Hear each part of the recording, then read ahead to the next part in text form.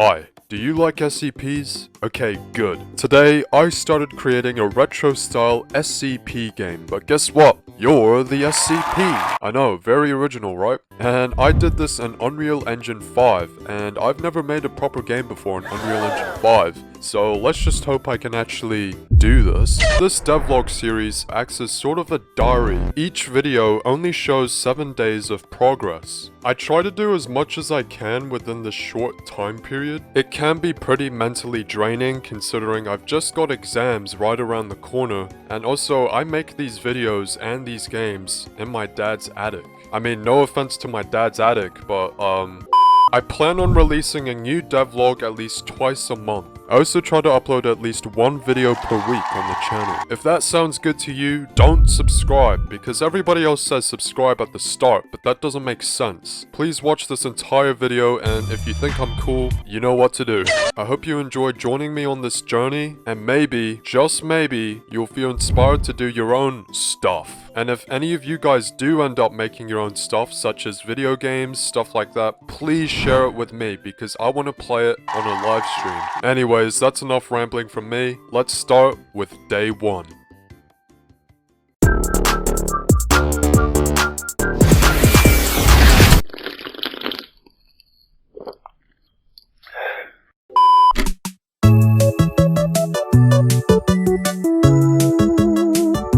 So, what exactly are we creating today? Which SCP are we actually gonna play as? Is it a cool SCP like SCP-173? Well, I had many ideas for SCPs to play as. The idea I eventually landed on was the Butt Ghost from the SCP Foundation, and they aren't even a real SCP, they're a joke SCP. So yeah, SCP-789-J is the subject of this game. And you might know this SCP, you probably do if you're watching this video. In case you don't, he's basically this joke SCP, and it's basically what you think it is. It's a ghost in a toilet. His face shows up in the toilet. I don't actually know what he does. I think he just shows up there and like, I don't know, bites your butt or something. Pretty relatable, huh? Now, you may be wondering why out of all the SCPs I could have chose, I chose the Butt Ghost. And the simple reason for that is because I want the player to walk through solid objects.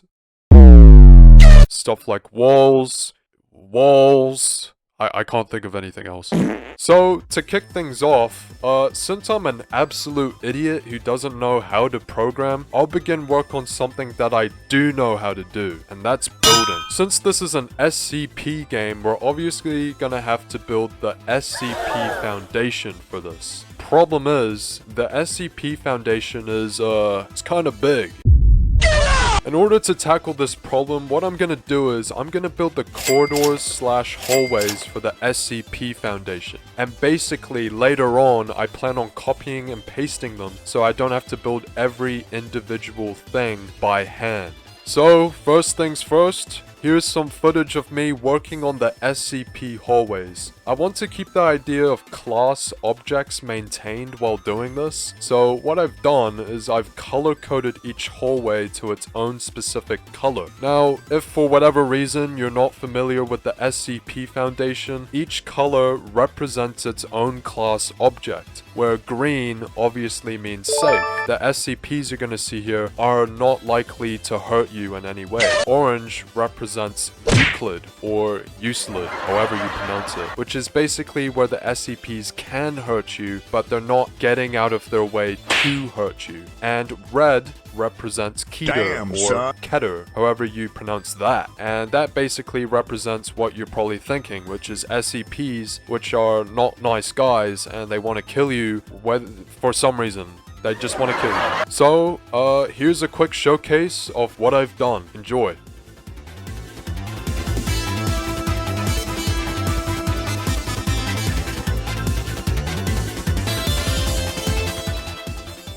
And that just about wraps up today's work. Not a whole lot of stuff done, but basically setting up the necessary foundation that will be vital later on.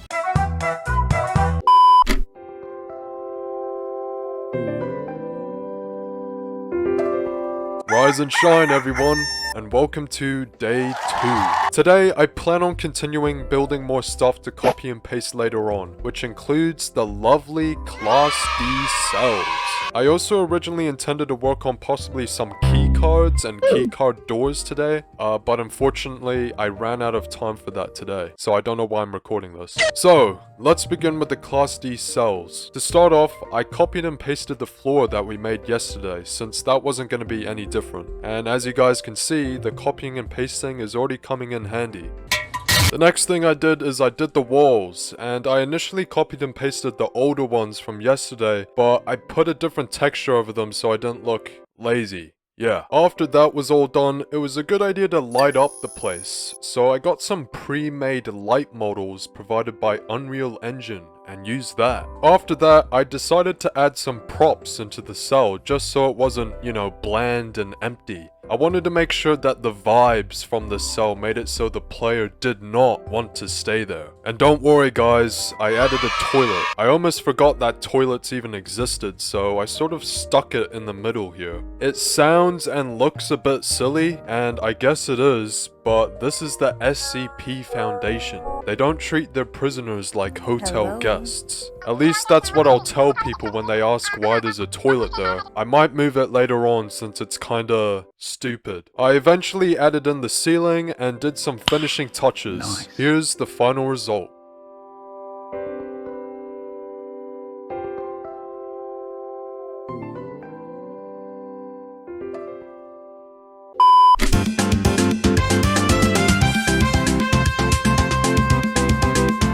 Today, I continued work on more copy and pastable structures.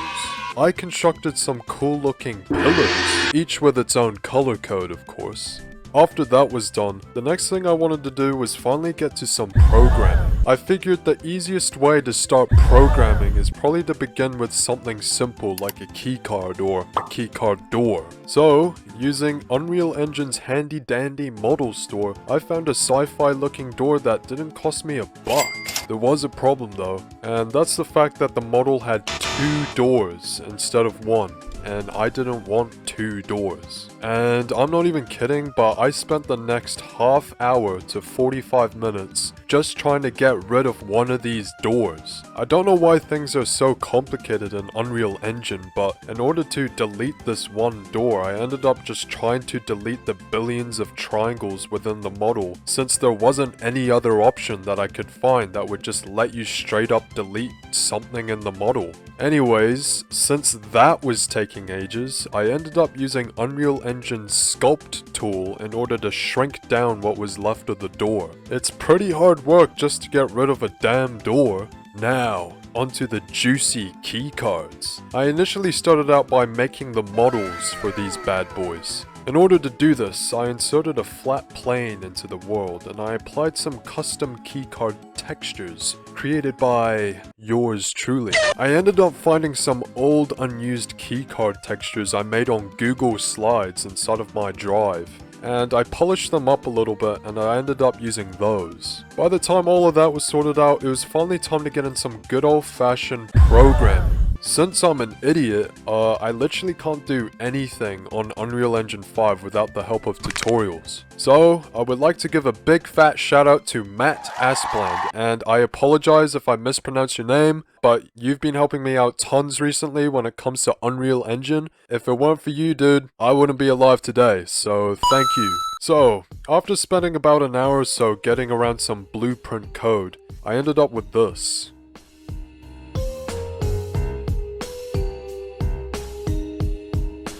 What the hell, boy? Okay, don't worry, I messed up. Here's the real thing.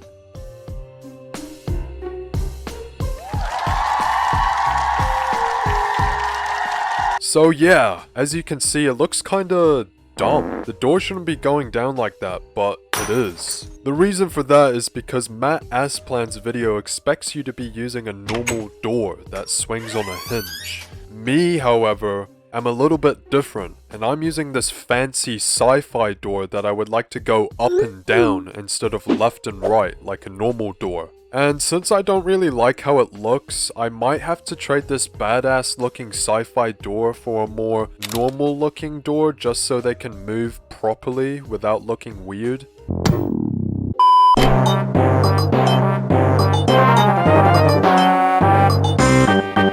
Day 4. Oh boy, day 4.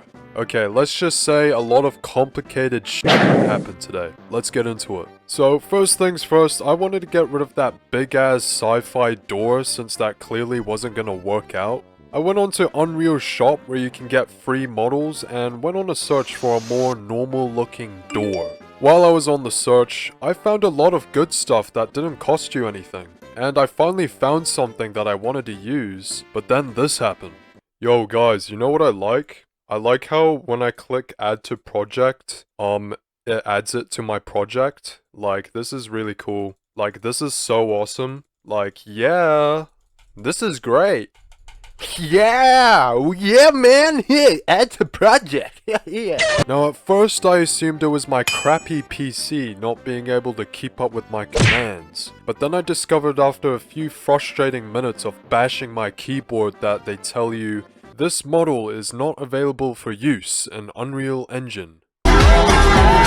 So tell me why they even give you an option to add to project in the first place if you're not even allowed to use it. Anyways, when I finally discovered a decent looking model I can actually use, I implemented it into the project. Then we were met with another issue, textures. Now for some reason, when I imported the model into Unreal, it didn't import the textures. So I just had this blank textureless door, which we don't want. So I went online, quickly grabbed a rusty metal texture and just slapped that on. It looks a bit scummy, but we're gonna have to work with it for now. Might change it in the future. The next thing I wanted to do was actually make sure that the door looks like it can actually open like a normal door, which was basically the entire reason for changing the door model in the first place. For some reason though, no matter what I tried, the animations for the door just kept looking really crappy. I think it has something to do with the point of rotation being placed at the center of the door instead of on the left or right side like a normal door. The result of this? It looks absolutely stupid and will have to be changed in the future. I didn't want to work on this stupid door for the entire day, so I moved on. Next, I decided to do some quick polishing with the hallways. I actually got the idea overnight to maybe set this particular SCP foundation underground, perhaps in a snowy mountains area. To pull this idea off, I replaced some of the tiles on the ceiling with windows. Realistically, I don't think any top secret governments would want windows to allow anybody walking over their highly classified alien lab to just peep inside, but hey, it looks cool. The next thing I wanted to do was just gather the models for some of the human NPCs I wanted in the game. I ended up searching for models on Sketchfab instead of the Unreal Engine model shop, which was becoming more and more limited, I discovered. I ended up grabbing an old prisoner model for the Class D, a model I used back in my PS Lab days. Next, I imported him into the game and he was entirely black, and we don't want him black. No racism intended. I stuck his textures on him and luckily everything went well. Though for some reason the prisoner model I got accidentally duplicated with one that had its physics turned on, so I sorta had some fun with that. After that was sorted with, I imported the models for the other human beings such as the scientists slash researchers, the guards, and the MTF units. For some reason, a couple of the models I imported were absolutely huge, and of course I had to scale them down. I then wanted to bring in the model for SCP-789-J, the Butt Ghost, aka the character the player will actually be playing as. So what I did was I initially searched up Toilet Man on Sketchfab to see what comes up, and not surprisingly at all, I was met with a bunch of I then tested my luck with searching up old man instead, since I want 789 to be some kind of elderly fart ghost guy. I ended up finding this very low poly model that looks completely out of place from everything else I have created, but low key, seeing this low poly model inspired me. It touched my soul. It gave me the idea to completely transform the art style of the game from being just normal to potentially a vintage art style instead. What I had in mind was the art style you would see in games like Lethal Company or Iron Lung. The more I thought about the idea, the more I liked it more and more. Problem is, I've already spent a lot of my time creating stuff without that art style in mind. So what I have planned is I'll reserve a specific day where I'll just transform everything I've done into this vintage art style. That means getting rid of those character models I just spent a lot of time importing today and replacing them with more low poly ones. It also means lowering the quality of all the textures I've imported in the game as well. So everything I'm doing this point onwards is gonna have that in mind. I should also mention that the character model I plan on using for 789 has animations that were imported alongside it. And that means every time I playtest the game, the low poly old man just starts dancing. And I don't really want him dancing, even though his dance moves are sick. But another issue is his hitbox is way too big. And if you even walk near him, you have the potential to be flung into the sky. I honestly didn't know how to fix this issue yet, and I was too tired to do it right now, so I ended up moving the old man into his own little corner of the map where he can dance all he wants, all by himself. The last thing I wanted to quickly implement was a new skybox. I initially thought this would be a really easy thing I could just do in under 5 minutes. It ended up taking me almost half an hour. Even just changing the skybox texture in Unreal Engine is complicated as hell. I don't know how you Unreal Engine developers out there get around Unreal Engine, cause you guys are like geniuses or something. Even in the end, I didn't even end up changing the skybox texture properly since a single piece of my blueprint code was updated and looked slightly different from the tutorial I was following. I'm pretty sure that's what messed up my entire thing. So yeah, after all that hard work, we just ended up with a slightly redder sky, as you guys can see here.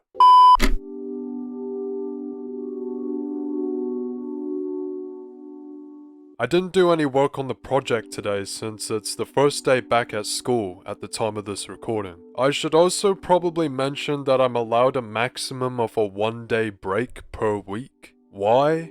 Because I'm a human being?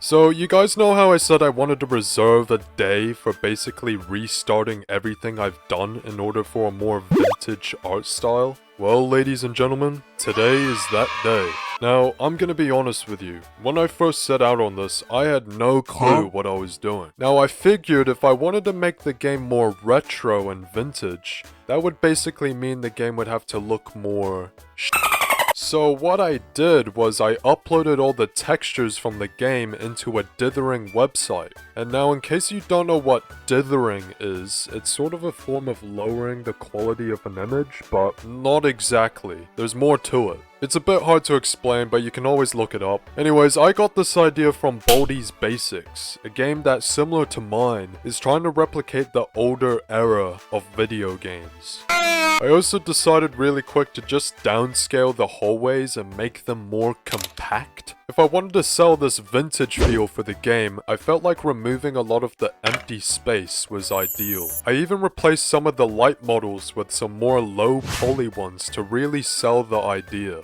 So, once all the textures were finally dithered, it was at this point that I felt like the shadows in the game were too futuristic. I don't know about you guys, but I feel like an old vintage game from the 90s wouldn't really utilize shadows that much. I don't know. So, I tried my best to delete all trace of shadows from the world too. So at this point, I've basically just made everything I've created look somehow more than it was before. And I will not lie to you guys, I was not pleased with the results.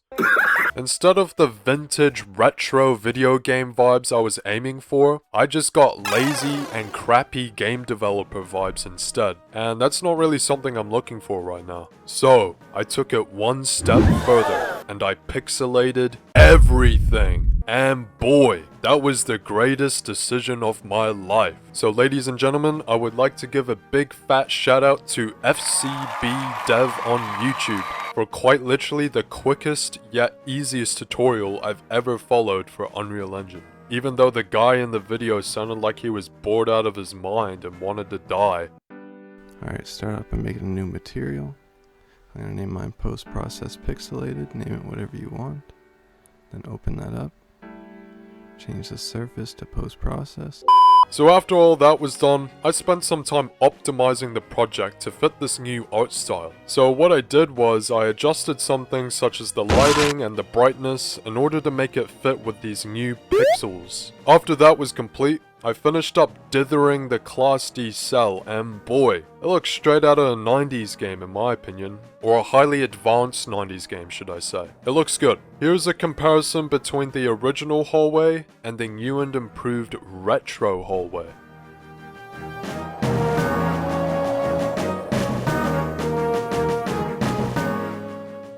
Next, I wanted to replace all the character models since I felt like they weren't really suiting the new retro vibes I've been going for. I went onto Sketchfab and found exactly what I was looking for. Low quality, low poly models of SCP characters. And yes, these were taken directly off SCP Containment Breach. So shout out to the original modelers, these are some great models.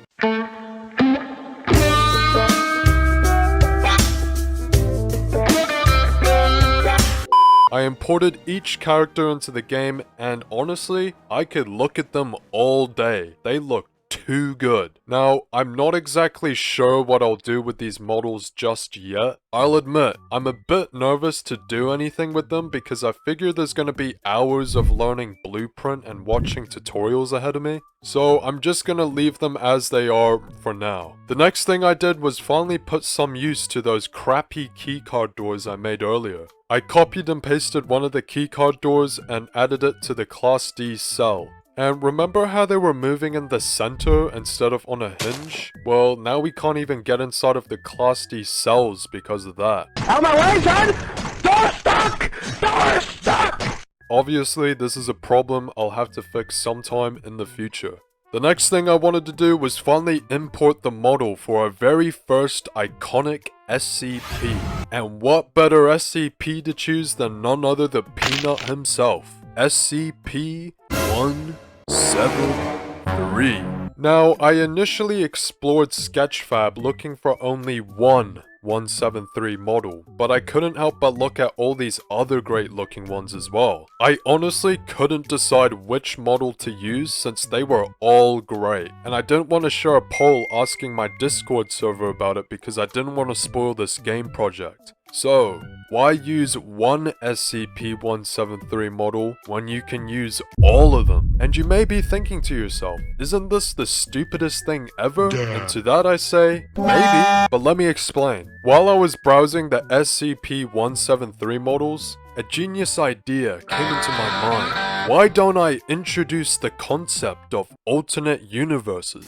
Now, this idea sounds kinda stupid on paper, and saying it out loud, but I really like the idea. I don't know about any other SCP game that has messed with the idea of alternate universes. Think of that one Spider-Man movie where all three Spider-Men collide, and all the iconic villains from the different movies come together in one big movie. That was sort of the direction I was going for. And before you guys think pizza is getting too weird, I want to remind you guys that the SCP Foundation is weird. They deal with multiverse destroying gods on a daily basis. So I feel like introducing the mere concept of exploring alternate SCP universes isn't too far-fetched. That's why, in this project I'm creating, I plan on the player encountering multiple SCP-173s instead of just one. And not all SCP-173s can act the same. Some might have slightly different behaviors from others. A really simple example might be that one SCP-173 from this universe is slightly faster than the SCP-173 from that universe. Should have followed me. Oh no, Jesus Christ! You get what I'm saying? I plan on doing the same thing with the other SCPs I plan on introducing in this game. I also understand that I'm using a lot of people's characters and models right now, and I want to make it clear that I don't plan on selling this game for any profit whatsoever. But even then, if you're watching this video and you just so happen to be a creator of one of the models / characters I'm using and you don't want me using it, feel free to flick me an email and I'll take it down, no questions asked. But yeah, I admit this whole alternate universe that I've thought of is kind of far-fetched. It's a very out there idea, and I'm not sure if you guys even like this idea, so feel free to share any constructive criticism in the comments below. That will be very appreciated. I read every single comment that I receive, and I'll genuinely take any feedback into account.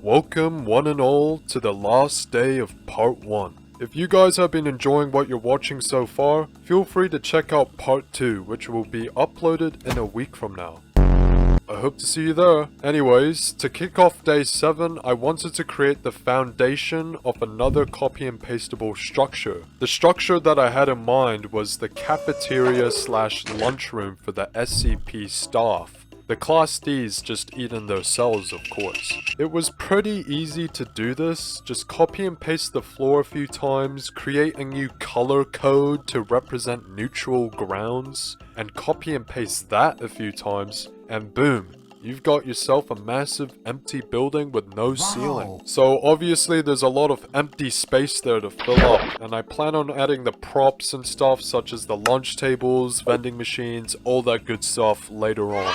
I was in the mood for importing more SCP models into the game, so I searched up some more iconic SCPs on Sketchfab and found some models to use. I wanted to keep up with the alternate universe I had in my mind, so I made sure a couple of the more iconic SCPs I used had another variant from another universe. It was only when I was in the middle of importing 3 different plague doctors at once that I thought to myself, wait, isn't this stupid? And yeah, it kinda is stupid, and that's why I like it, and I honestly hope I can pull this idea off. The last thing I want is for this game to end up looking like some crappy retro slop game that uses heaps of Sketchfab models.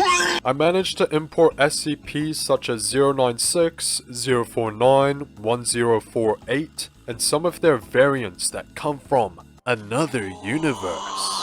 I'm also using the 096 model from Secret Laboratory, so shout out to the modeler from over there. Outstanding! I haven't read any rules or anything about using other people's models and characters, so please don't kill me for using the model in here, but if you do want to kill me, just send me an email and I'll take it down. Anyways, just like last time, I've only just imported the models and I'm not sure exactly what to do with them just yet. So for now, they're sort of just standing there, menacingly. And that will just about wrap up today's episode of the SCP Game Devlog. I hope you guys enjoyed watching. I am pretty satisfied with the progress that I've made so far, and I am also happy to say that I am actually passionate about what I'm creating. I won't lie to you guys, I haven't felt passionate about creating a game in literally years, so it's good to be back. If you guys would like to see what I do next with this project, feel free to check out part 2, which will be uploaded next weekend. Hopefully. If enough positive feedback is received for this project, I'll be more than happy to continue on with it and hopefully release it to the public for free so you guys can have fun and, you know, mess around with it. But until then, have a good day, have a good night, and peace out.